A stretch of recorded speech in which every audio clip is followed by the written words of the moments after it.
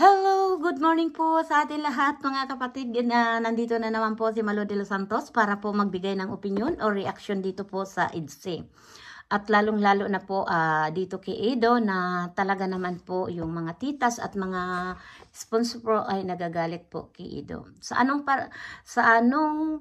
bagay po sila nagagalit kay Edo? Mukha yata po nagsiselo sila dahil alam naman natin nung mga nakaraang buwan, 'di ba? Yung mga nakaraang buwan or about 3 weeks or basta nakaraang buwan na nagka-issue nga po dito sa sponsor na si Ma'am Gina. Kaya po tayo dito ay medyo hindi na matapos-tapos po yung issue about kay Edo at pati nga kay Beyonce at alam naman natin na nadadamay na nga po si Beyonce dito sa mga usapin dahil may mga silusan na. At ito nga po ay nandyan sa thumbnail natin yung sinasabi ni Dr. Love at ni Beyonce na hindi siya nagpapasulsol.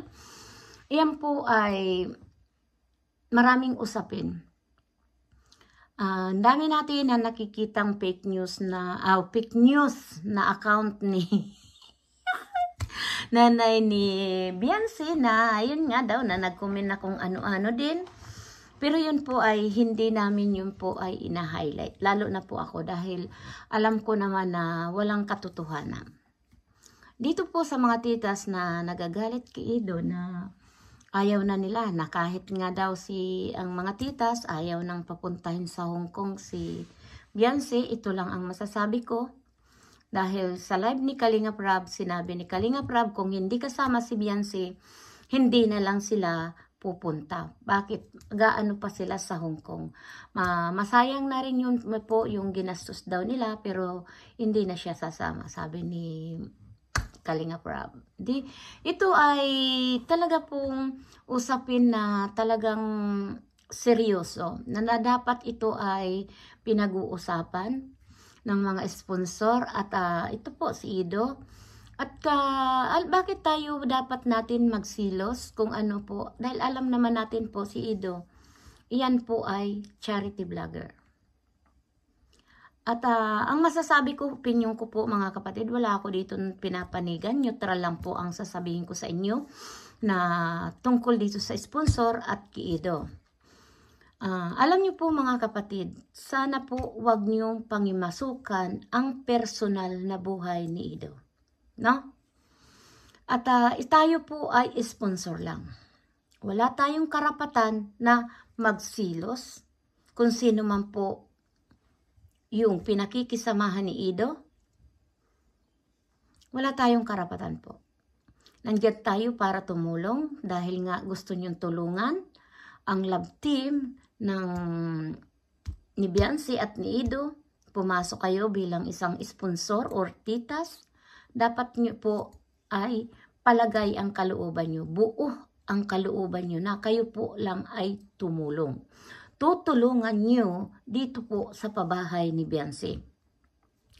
Pero po ang nakikita ko po dito, nagsisilos kayo dahil parang ipinagtanggol dito si Ma'am Gina Pablo ni Edo. Dito kayo nagalit. Para sa akin po, wala kayong karapatan magalit dahil hindi naman siguro kayo linuko about sa pera, di ba? At kung ito man po si Edo ipinagtanggol niya ang kanyang sponsor na ito nga si Gina Pablo, karapatan nyo ni Edo. Respetuhin nyo. Diba po? Kaya dito naman sa mga sponsor na gaya po dito sa mga titas na binabanggit nga ni Dr. Love, sana naman po lumagay tayo sa tamang pagkalalagyan natin.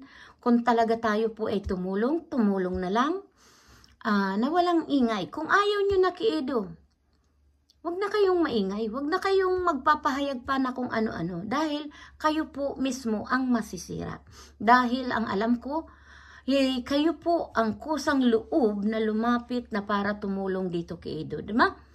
Kaya po sana po ay yung bang tahimik na lang kung ayaw nyo, diba? At huwag kayong magbabanta na huwag nyo nang hindi na ninyo i-sponsoran or hindi ninyo na ipagpapatuloy pa ang pagtulong dito sa pabahay ni Biancy. Hindi, palagay ko po naman mga kapatid, wala namang kawalan. At kung sakali man po na kayo po ay si Biancy na lang, wag na kayo po na ito ay kung ano-ano pang sasabihin nyo kay Ido. Dahil po, hindi po talaga maganda sa isang kagaya natin na magtumutulong. Tapos ay may panunumbat at hahawakan natin sa liig si Ido. No po, hindi po tayo, wala tayong karapatan mga kapatid, ni sino man sa atin lahat. In general po, wala tayong karapatan na ang tinutulungan natin ay tayo po ang magdidikta. Dahil tayo po yung lumapit para tumulong dahil nagustuhan natin. Di ba? Hindi tayo lalapit yan para makilala o para magpabida-bida tayo, no? Kung talaga po buo ang pagtulong nyo, nasa kalooban nyo ang pagtulong, wala na kayong sasabihin pa. Kung ayaw nyo, okay lang, tahimik. At kung mayroon itutulong, tumulong. Yun naman po, at hindi naman po yan sa pilitan ang pagtulong. Yun lang po ang masasabi ko po sa inyo mga kapatid, na kagaya ko po. At hindi lang siguro naman tayo ay kayo lang po ang nag-sponsor. Gaya experience ko po bilang isang sponsor na tayo po ay tumulong na wala na pong kapalit, no? Na wala tayong sisirain na tao. Wala tayong ahawakan na tayo ang magpapatakbo sa buhay ng may buhay, di ba? Kung tayo ay nakatulong, example, kayo ay sponsor ni Ido, no? Tapos hindi niyo nagustuhan. Dahil hindi kayo nasusunod. At ito po, alam ko po ay nag-umpisa lang po ito yung doon sa pagpunta ng Maynila ni Ido at yung pagsundo kay Gina Pablo at yung pagtanggol. Doon lang kayo nagagalit sa kanya. Pero about doon sa ibang bagay, alam ko na si Ido ay transparent po yan. At marami po siyang tinutulungan, mga beneficiary. At tungkol naman dito sa mga sinasabi niyong may karelasyon si Ido, wala na kayong pakialam doon. Dahil alam naman natin na ang Biancy, si Biancy ay iyan love team lang. No? Na walang katotohanan. Kung sakali man po may relasyon na sila o sila na, iyan po ay ayaan natin. Huwag tayong mangingimasok sa mga personal na buhay nila. No? Kung tayo man ay kinikilig, kiligin na lang. Dahil tayo ay sumusuporta sa kanila, di ba? Ganun po, na huwag tayo yung, ay, ayaw namin na Ido at si Biancy ay hindi na namin yan pasasamahin sa Hong Kong. Kung hindi nyo pasasamahin sa Hong Kong, hindi manginginayang si Kalinga Prab na hindi na rin tumuloy sa Hong Kong. Dahil iyon po yung sinabi ni Kalinga Prab sa kanyang live. No? Kaya tayo mga titas, mga sponsor na sana po ay huwag na tayo pong masyadong maingay. Dahil kung ayaw niyong tulungan si Ido at umalis na kayo kay Ido, quiet na lang tayo mga kapatid. Dahil nakakahiya po.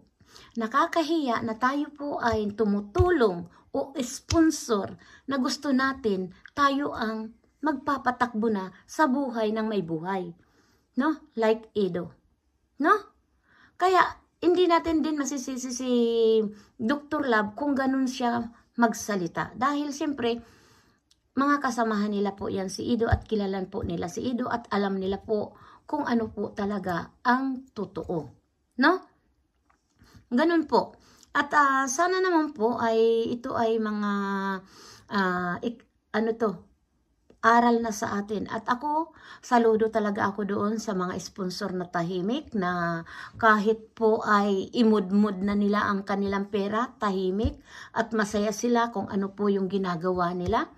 Ay ako doon talaga, maraming salamat po talaga sa mga sponsor na hanggang ngayon patuloy na naririyan sa Kalingap na talaga pong halos buong buhay na nila. Nakasuporta sila kila Kuya Bal Santos Matubang, kay Kalingap Rab. At ako po doon ay saludo talaga ako sa mga sponsor na mga VIP sponsor po. Thank you so much sa inyong lahat. At ako po, nade-disappoint mo ako dito sa maiingay na sponsor na gusto pulong po nila yung magsumikat sila at makilala. Pero sa maling paraan po, tayo sisikat. Ano?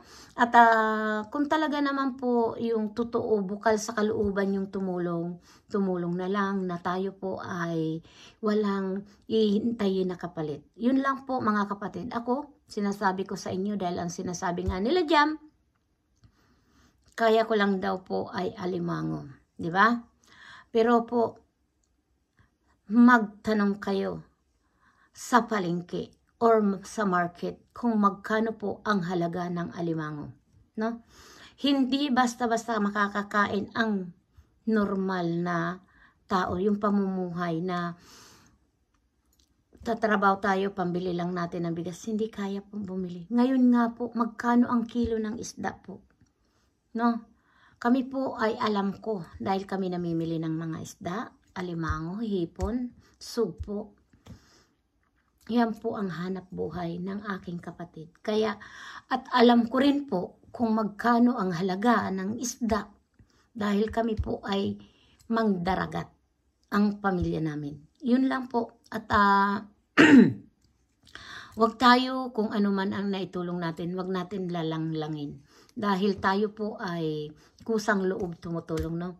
Lalong-lalo na po si Malodil Santos na until now, walang problema. No? Ito na lang po ang tanging mai-share ko sa inyo na tayo po na mga titas o sponsor, kailangan po tahimik lang na tumutulong. Kung walang itutulong, pasensya. Dahil iyon lang ang ano. Kung anong maibigay natin, pasensya. Dahil iyon din lang naman ang nakayanan natin. Di ba? Ganun lang po na hindi na kailangan na didiktahan nyo yung mga tinutulungan nyo. Ako, sa totoo lang po mga kapatid, ang experience ko po bilang isang sponsor, malaki. Magpaabot tayo doon. No, ito para tulong ko doon ka sa ganito. Pero wala tayong nakitang itinulong. Wala tayong nakitang ibinigay. Pero wala kayong narinig sa akin, no? No? Baka may dahilan. Di ba po? Kasi ako, pag ibinigay mo na yan, hindi ko na yung pera, sa'yo na yan. At hindi kita didiktahan. At hindi ako mahilig mag-remind. Basta ibinigay ko na yan. At kung hindi man natanggap o hindi man nila, no, bahala na po kayo. At least po, nakikita natin na tumutulong. Di ba? Yun lang po para sa akin, mga kapatid. At dito sa itsyo ng EDSI at ni Ido, sana po ay tapos na po ang issue na yan. At kung ayaw nyo papuntahin si Beyonce sa Hong Kong, nasa sa inyo yan. At nasa kay Beyonce na rin po yan. Kung kayo po ay susundin ni Beyonce, no? At kung tayo naman ay tumulong kayo, ay salamat. Kung hindi naman ay salamat din po. Dahil nakatulong din po kayo sa simula. Di ba? Kaya marami pong salamat at sana po ay wag tayong masyadong maging popular na tayo po ay tumutulong. Kailangan na po nandyan na yung popular natin na, oh, si ganito, si Malodil Santos ay tumulong. Pangit po yun, di ba? Kahit ako po ay reaktor ng Kalingap at Team Kalingap. No. Ma-shoutout man ako ni Kalingap Rab, salamat. Ma-shoutout man ni Kuya Bal, salamat. Dahil po tayo dito ay pantay-pantay. Wala po yan na dahil kilala ka, dahil isa kang ganito, ganyan, ay ikaw na ang priority. No, no, no. Sumikap ka para po mahalin ka ng tao. Yun po doon ang katotohanan. Kaya shout out po sa mga Jumcar, Edsi, Danchoy, Idpaw at Sidros. Marami pong salamat at suportahan natin si Kalingap Rab sa lahat ng mga love team. Sana po tuloy-tuloy ang pagtulong natin. Lalong-lalo na po kila Kuya Bal Santos Matubang, Ate Idna Vlog at kay Kalingap Rab nga tulungan natin. dahil siya po ngayon ay maraming tinutulungan, lalong-lalo na doon sa napakagandang half German po na si Queen. Grabe pong ganda niya, no? Sana po ay mapansin at matulungan natin po. Maraming salamat po. Shout out po sa aking mga viewers na nagmamahal po kay Malu de los Santos.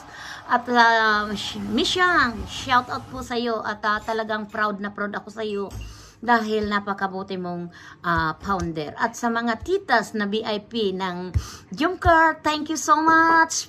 Talagang proud ako sa inyo, mga kamari, mga tita. Ayan, bye-bye po. Paalam po. God bless you po sa inyo lahat. We love you. Bye-bye.